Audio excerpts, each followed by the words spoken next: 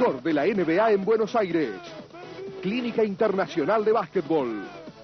Pat Riley, el mejor técnico del mundo, llega a la Argentina. 11, 12 y 13 de septiembre en la UBA. Informes e inscripción 703-1623. Pat Riley. Yes! Oh, yeah!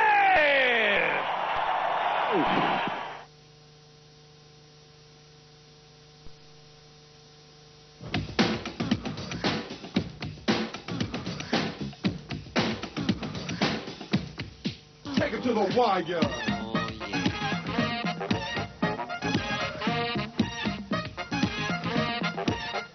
Take it to the wire.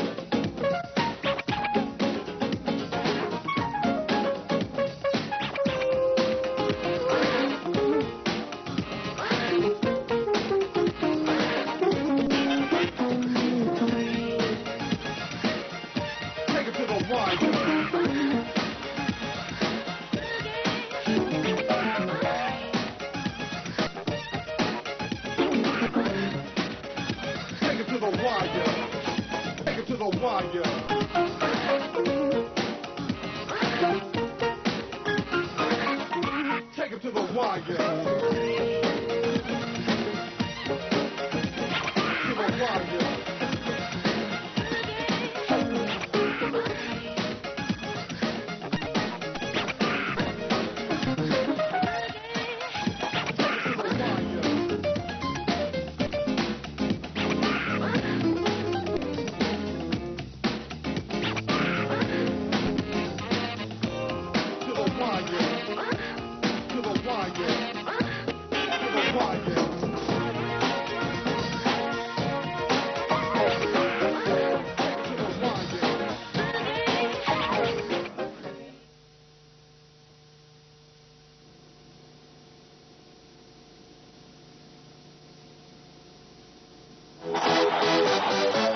Y'all ready for this? All right, let's hear it, let's hear it.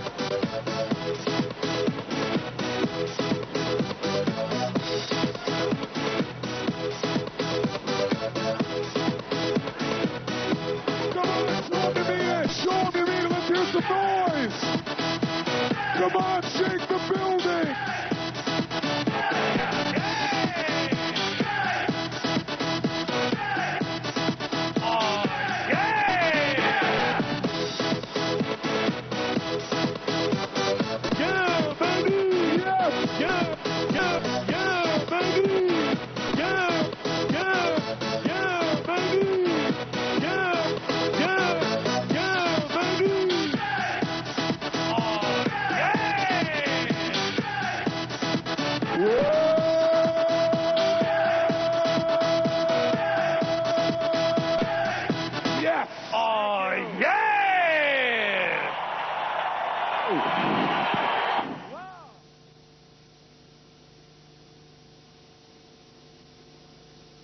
I do believe in one thing, and I do believe this. I believe it. I believe it. I believe it.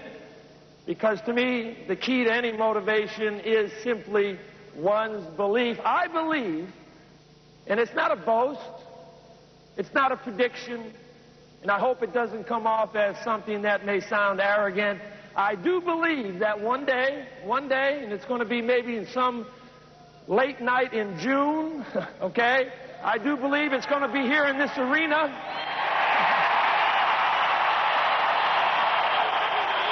I do believe that it will be here in front of 17,000 wonderful Miami Heat fans. And I do believe there's going to be balloons, and there's going to be confetti, and there's going to be shirts and hats, and I do believe that one day here we will win a world championship. I believe that. I do. I believe it. Oh, yeah!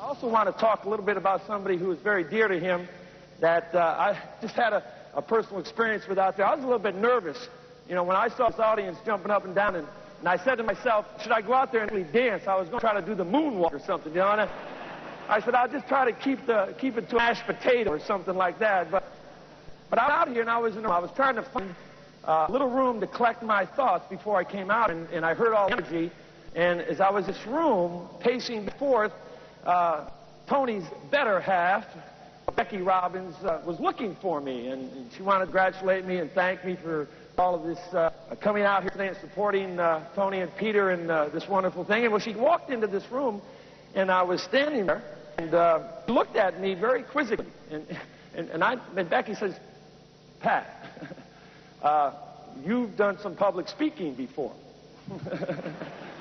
I said, yes, I have, Becky. I have done a little bit, not as much as your husband, but I've done a little. He said, do you ever get nervous when you speak? And I said, no. Why? Do I look nervous? She said, no, I just want to know why you're standing here in the ladies' room. So it was...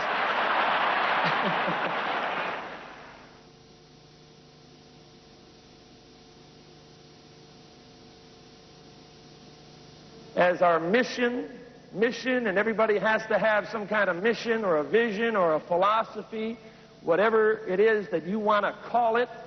To me, a mission, okay, a mission is simply an image. It's an image of a desired state that you want to get to.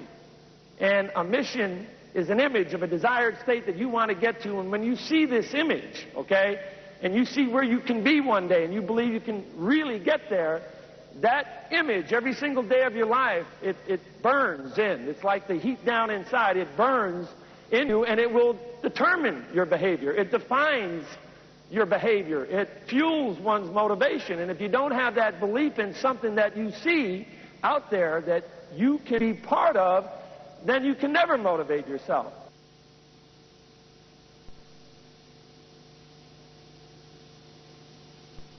It all starts. It really starts, back when I was about 9 years old. And when I was about 9 years old, I never had an interest in sports. I was more interested in digging holes under the house, and trying to tunnel my way into the kitchen and try to find a way to go up underneath and grab my mother's ankle or something to try to surprise her. And I really wasn't interested in sports, but my father was a coach. And he could never get me to get out there. And finally, one day, he told my brothers, Lee and Lenny, to take me down to Lincoln Heights. Now, Lincoln Heights was a place in Schenectady, New York, where everybody started to play. And so they took me down there, and reluctantly so I went. And I can remember the very first that I went down there, I got thrown into a game, and the very first experience that I had in a game of basketball that I knew nothing about, had no desire to play, was that I was embarrassed, humiliated, beat up, left there crying. Didn't want any part of the competition. And when my brother said, get back in there, I ran home. And I used to run home all the time. And I used to hide in the garage. It was a wonderful garage they had and a wonderful little workbench. And under that workbench was my solace, was my haven to escape. I was only 9, though, so it was okay. And every day I used to go back there, because every single day I used to go to the dinner table at night. And then my father at the dinner table used to ask my older brothers, Lee and Lenny, well, how did he do today? And older brother Lee would always say, oh, he just did fine, Dad. He's going to do, I was even more embarrassed, even more humiliated by that experience. And one day I can remember, I ran home, hid in the garage, and could never even come to the dinner table. And I do remember this, and it's like etched in my mind, and I think these are the voices, or one of the voices, and I've had 16 coaches in my life, and I've had people who have influenced me like Tony Robbins and many, many others in what you can do with your life. And I just remember this image, the image of my father walking out of the kitchen door, and I can remember it was night, and the house was lit, but it was black, and I can only see his silhouette. And as he was walking towards me, you talk about fear. Here comes Dad, and I have been a failure, and I have been humiliated, and I don't want to compete, and I don't want to do anything with sports. And he's walking to me, And I can remember as he walked across the garage and he came over to where I was underneath the workbench, and I can remember him reaching, and I can remember him grabbing me by the shirt and picking me up and brushing me off and pushing me into the house. And it was okay. And as I walked in the house and I was sitting down at the dinner table and he was at the head of the table and it was silent, you know, because my dad was a disciplinarian. You know, he was a guy that was tough and he was hard and he made it hard, and that's okay. There's nothing wrong with making it hard, because you know what? Winning is hard. Getting ahead is hard. Life is hard. It's hard. And so sometimes when people make it hard on you, you have a hard time dealing with that. You don't understand why they try to make it hard, because it is hard. And I can remember my older brother finally breaking the silence and standing up and looking my father in the eye and saying, "Dad, why do you make us take him down there? He doesn't want to be there. He's too young. Let him keep digging holes underneath the house. You know? He'll have his time. Why do you make us take him down there?" And my father stood up, and it's in my mind, and it's a voice that I hear all the time. And he said, "Lee, I want you to take him down there because I want you to teach him not to be afraid. Not to be afraid about competition, about quiet storms in our life, about people who only sit in silent frustration and are always crying out and looking for support but can't find the support. Because there are a lot of people in your life, like my father, who knew at that point is that there's nobody who was going to help him then. You see, somewhere you got to step up. I want you to take him down there, Lee, because I want you to teach him not to be afraid, that competition brings out the very best and the very worst. And it's time for him to learn that." And I went back. And it was a wonderful experience for me. You know, and after 2 or 3 weeks, I had one of the greatest breakthroughs that I've ever had in my life. I got to send another 9-year-old boy home to his garage crying, you know? I mean, that's what it's about.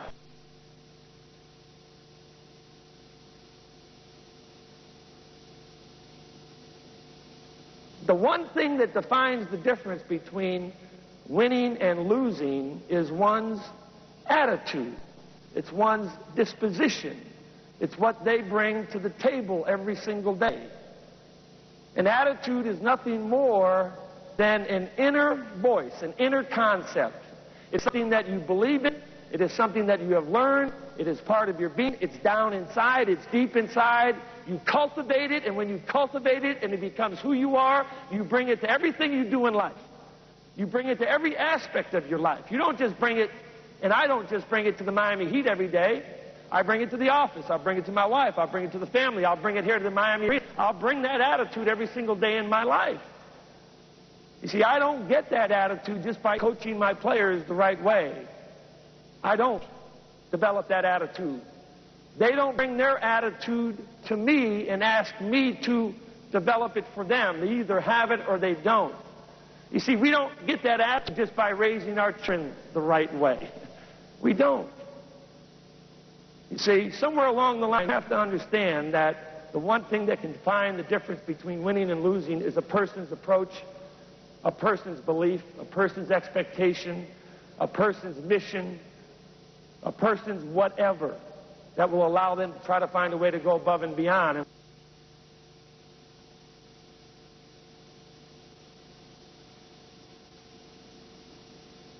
I also remember the voice of my father.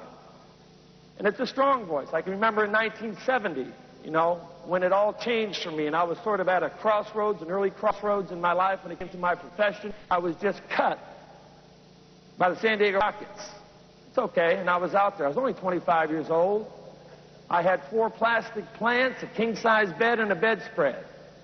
I had a bunch of 4 Tops and Smokey Robinson and the Miracles and Temptation records and a little 45 Victrola. I had all that, okay? I was $5,000 in debt. I was just about ready to get married to the woman that I am still married to, Chris Rodstrom. But I had a yellow Corvette, too, okay? So it was all good, you know?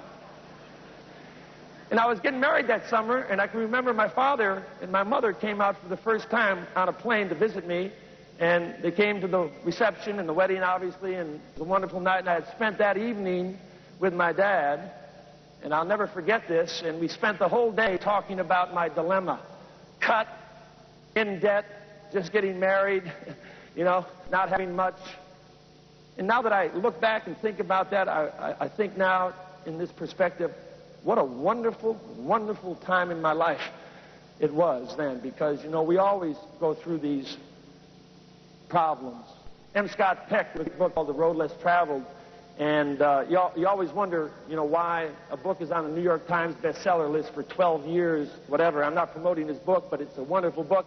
And he said in the first sentence, life is difficult, you know, that it is tough, that it is hard. When you understand that it is hard and that it is difficult and it's all relative to your existence, then it becomes normal. It becomes something that happens every day. I didn't understand that at that time. I was sort of silently frustrated because I didn't make it as a professional basketball player. I spent the whole day with my dad, and he gave me the advice, and he talked to me again about what I had to do, and he sent me on my way. And I'll never forget when we sent him home from the reception, he got into this old 1965 red Chevrolet Caprice that had primer on the side. It was my wife's father's car. And as he was in the back seat with Mom, he started to drive away. He was being driven away by her brother, by my wife's brother. And as he was going away, I'll never forget him sticking his arm out the window and his head out the window, and he was like waving back at me, and he said, "Pat!" And he was like waving to me. I have one, you know, "Pat!" And as he was moving away, he was saying something. And I began to chase after him in the car. I said, "What is it, Dad?" "Yeah, what is it?" He said, "Just remember what I always taught you. Just remember this, that someplace, somewhere, sometime, you simply have to plant your feet. You got to stand firm and make a point about who you are and what you believe in. And when that time comes, Pat, you simply got to do it." You see, those were the last words that I ever heard my father say to me, because he died that summer. And, you know, it's a profound thing for me. You know, I could never get through telling that story ever to anybody without crying. But now it's a voice. You see, it's a very strong voice. And each and every one of us, you see, has a voice. We have a voice inside of us, whether it's yours or whether it is from other people who can influence you, teach you, help you. You have a voice, a very strong voice. We are all products of our education. We're products of our environment, of our experiences. That's all we are, and that's all we have to offer. And you got to bring that forward. You see, a voice is nothing more than an attitude. One of the universal truths in this world is that you can only receive what you're willing to give. And you know what happens? It's one person. It always comes down to one person. That one singular person can influence. One singular person can change and define. And somewhere along the way, you got to ask yourself, can I be that person?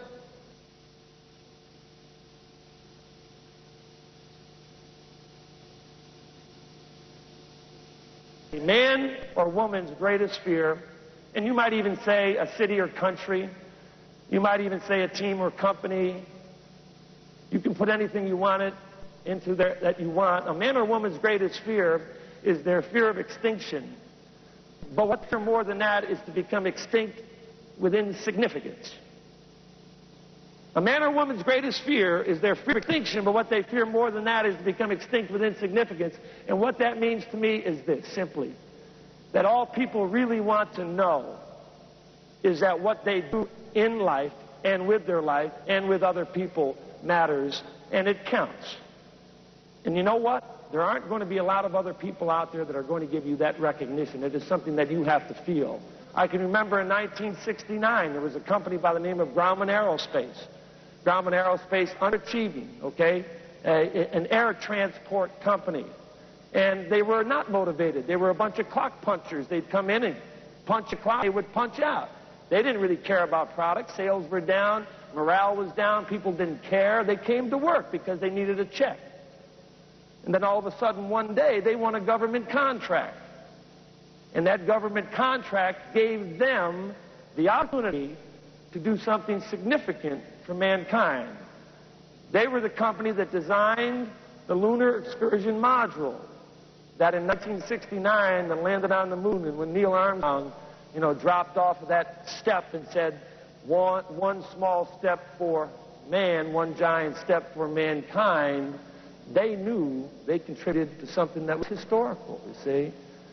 When they knew they were building that lunar excursion module, all of a sudden things changed. They were coming in earlier. They were leaving later. There was more, spirit. There was something that they felt that they were doing that was important. And I think somewhere along the way you have to understand that.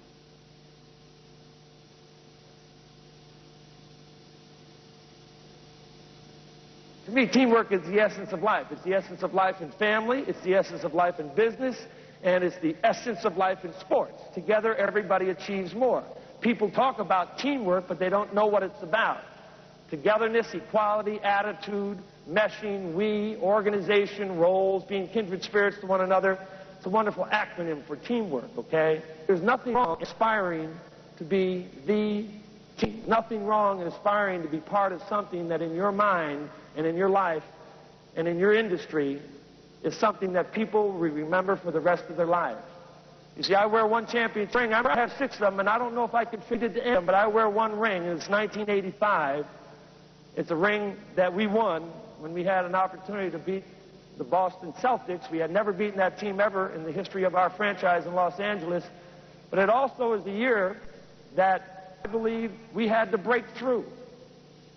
And somewhere along the line, we get to this point where you find that you've never been able to go above and beyond a certain level, that it simply stops with you. When Tony talks about you got to know what it is you want to do, and when you know what it is you want to do, you got to take action. You got to have a philosophy. You got to declare one day that with that team you are simply going to be in or out. The house divided against itself surely will not stand. The whole concept of teamwork really is about everybody declaring, making a declaration that I'm in. There's nobody riding the fence. There's nobody in the coffee shop or in the coffee pot mentality exchanging things that are detrimental to the team. Somewhere you got to protect the rights of that team. You have to have a philosophy. You have to know what it is you want to do. And when you decide on what it is you want to do, you got to declare that you're either going to be in or out. And if you don't want to be in, then get out. Then move on. Go to something else. Don't break it down. Don't destroy it. Let people move on that way. The planner system that the Miami Heat have simply has to do with this image. We are the hardest working, and we will aspire to be the hardest working, best conditioned, most professional, unselfish, toughest, disliked team in the NBA. Period, okay?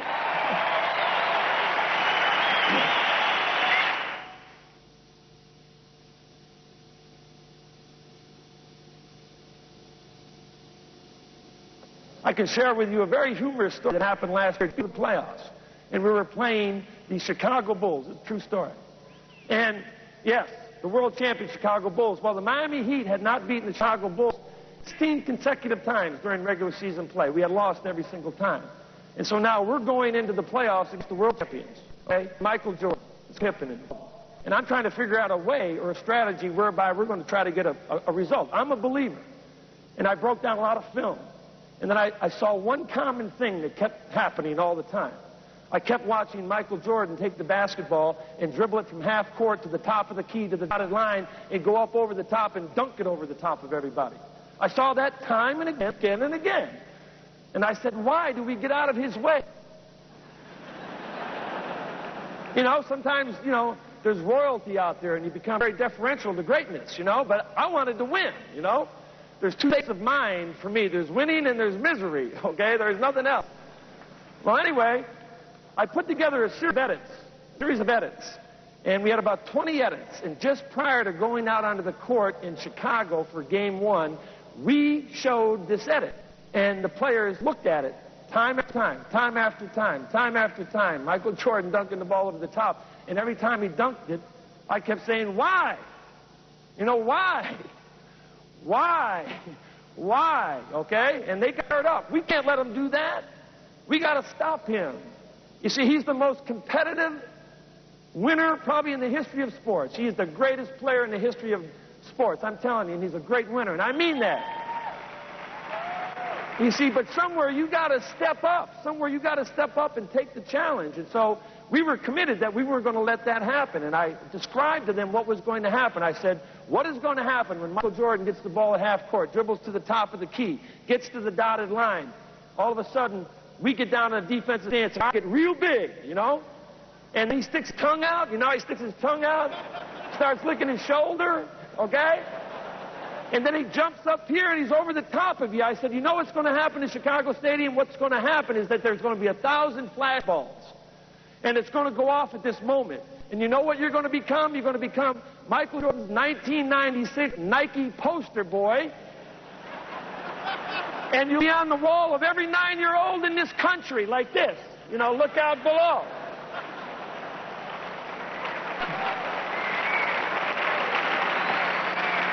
Well, you know what happened? They ran out of there and said, no, that ain't going to happen. Middle of the first quarter, okay? He gets the ball at half court, starts dribbling the ball at half court, gets to the top of the key. Our defensive player is down, okay? Eyes get big. He gets to the dotted line. He goes up. Flash balls. The player runs out of the frame, okay?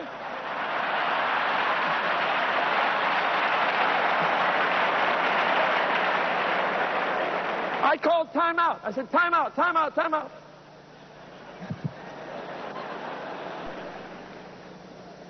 He comes over to the timeout, and I said, what did you do? He said, I wasn't going to be his Nike poster boy.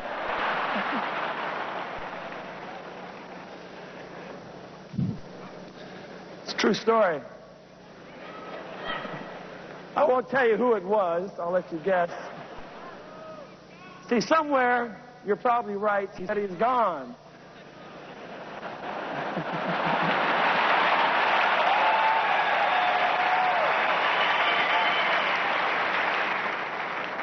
But ladies and gentlemen, somewhere simply, I use that, just as an example, when you're facing a challenge, when you're facing greatness, and there's a lot of greatness out there in the world, and you got to respect it by showing no respect in some way, shape, or form.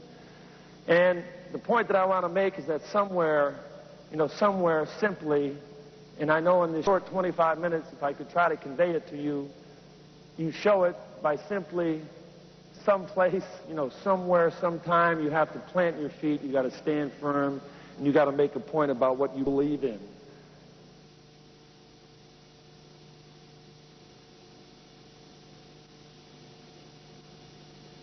It really has to do with this whole sense of developing a philosophy, having a philosophy and a mission, knowing what it is you want to do, developing a plan or system whereby you can get a result, with great strategies, whatever it is, taking great pride in the philosophy and the plan by doing it well, not a puffed up ego pride, practicing it every single day of your life through repetition, so repetition, it becomes instinctive, it is something that has to be learned every other day. And probably the most important thing is the feeling that you get somewhere along the way that you got to feel privileged. Joseph Campbell, in a wonderful little book that he wrote called Reflections on the Art of Living, I carry it with me a lot. It's all of his maxims about things that he does and says and what he believed in. And he had, the privilege of a lifetime is to be who you are, what you do, and where you come from. The privilege of a lifetime is to be who you are, what you do, and where you come from. And you've got to take great pride in that. And one thing that I hope that we will instill here in Miami, in the Miami Heat, is that it is a privilege to be in this city. It is a privilege to be coaching the Miami Heat. It is a privilege to come in here every single night and try as a basketball coach and a team to exceed the expectation.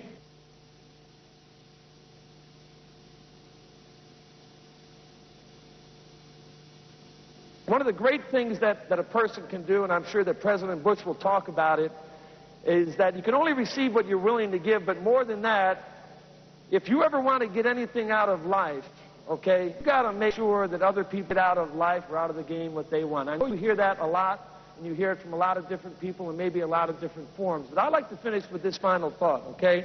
And it really has to do with your interaction and your truth with the people that you live with, work with, friends of, whatever, is that on a regular basis, very few of us will ever give approval. I know I'm going to try to do one thing that no matter what my players do, and I know you won't believe this, regardless of what they do all day, all night, my children all day, all night, friends all day, all night, people that work for me all day, all night, regardless of what they do, I'm going to let them know one thing, that they're born of special stuff. to make sure that somewhere along the way they feel that there's an abundance available to them in their life, so that too, like you and I, one day they're going to have an opportunity. They'll have an opportunity to come to a place like this, here in this room, with this tremendous arena, with this energy, and they'll have an opportunity to struggle, to become better. I want to wish each and every one of you nothing but the best, nothing but success, and I hope that somewhere along the way I get to see you here late June when they're dropping the balloons.